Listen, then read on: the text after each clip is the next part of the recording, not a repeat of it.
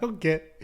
I've lived so many lives, Brad. I have so many stories that people don't know about. So it's like I've been there for a lot of this. It's like it's never ending. It's like, how do you have that many stories? Like how does that keep happening? How have you not learned? But I'm gonna say something at the end of this podcast that relates to all that. But yeah, man. So it's been happening. So alcohol has always been there. But this year, you said, when did it happen recently? Yeah. Let's talk about the whole going into rehab thing. Okay. I want to. So this year I was doing great, right? Yeah. Or so it looked like. Like when my sister called my oldest brother and said, "Hey, Yusuf's in rehab," his response was, "What the fuck? He was doing so good this year." Yeah. I made the world think I was doing good. The problem was I was drinking more than ever. I was smoking more than ever. And I was taking more Adderall than ever. People didn't even know I was taking Adderall this year. And I was abusing Adderall again. Well, I don't understand why you keep going back to it. I mean, I get it. I mean, but bruh, it's like I'm an addict by nature. Yeah, but if you know that and you could say that and you're like, I know I'm an addict. I know I'm an addict. How come you... An alcoholic can know he's an alcoholic, but it doesn't mean he's going to stop. Of course. There has to be something more, which is what you learn in rehab with, depending on what program you go into, a 12-step program, a religious program, whatever you go into. So Bryce punches you in the face during some altercation. Well, let me explain how I got to that. Yeah, like... yeah. You're so confused this podcast. I'm just talking. No, you want to ask? Yeah, no. So, no, go ahead. I mean, it's like you find yourself on this reality thing, the JC and what is it? Yeah. And who's on this show? JC and Kean run it.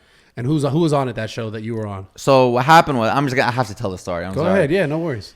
The year before, I was on this same reality show for season 2.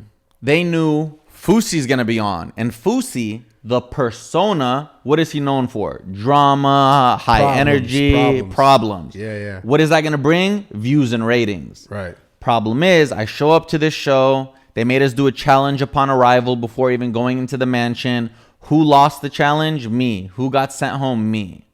So they said, we're going to bring you back for season 3. So a year goes by. Season 3 is now here. They're like, Yusuf, do you want to come back? It's now on $100,000 cash prize. I'm like, fuck yeah. You know, the Fousey persona, that guy who loves attention, ego, all that shit, was like, hell yeah, thriving. Yusuf knows better. Fousey, and I made that distinction in rehab, and I'll talk about that. So I got excited. I said, yes, I'll come. Here's the problem. On reality shows, you're supposed to, if you're a contestant, you're supposed to give in your phones. You're not allowed to have your phones on reality shows. The star, for how long? The whole time you're taping. The stars on this season were so big that they allowed them to have their phones. Okay. So the day before, I'm the surprise guest coming on day 2. The day before I'm going to go, I open my Instagram and I go to Tana Mojo's Instagram and I see her wearing a reality house shirt. And then I go to Bryce's and I see Bryce there. Why did I panic when I saw Tana? 2 weeks before, I got so drunk with Tana, not 2 weeks before, even more than that, where I was like, I wasn't aggressive in touching. I was aggressive in verbal and what I wanted to do to her. Wait, what? I was hitting on her hard body, okay. Where I embarrassed the fuck out of myself. Drunk, where I thought ever since that moment, I convinced myself that she hated me. Yeah. So I created a scenario in my head. Tana's going to air me out on this TV. She's going to be mad that I'm there. She's going to do A, B, and C. Stayed up that whole night eating, post-mating and eating.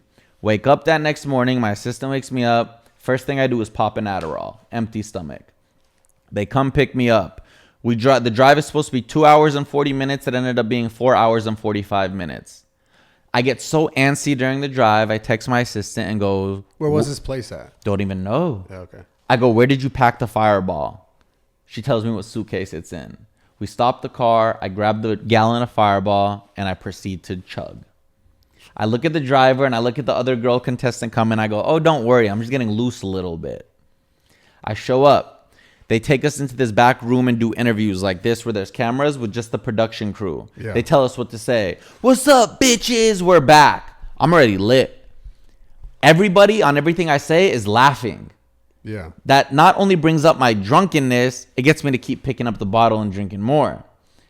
Now it's time to go out to meet the cast and surprise them. We walk out. Tana's excited to see me. Fousey! So all that pre-stress I created in my mind the day before was for nothing. Tana was happy to see me. She gives me a hug. Bryce sees me. The first thing he says, and it's on camera on the show, he knew the second I got there. He points to me and goes, "This guy's wasted." I was blacked out just showing up. I'm making a fool of myself when we started.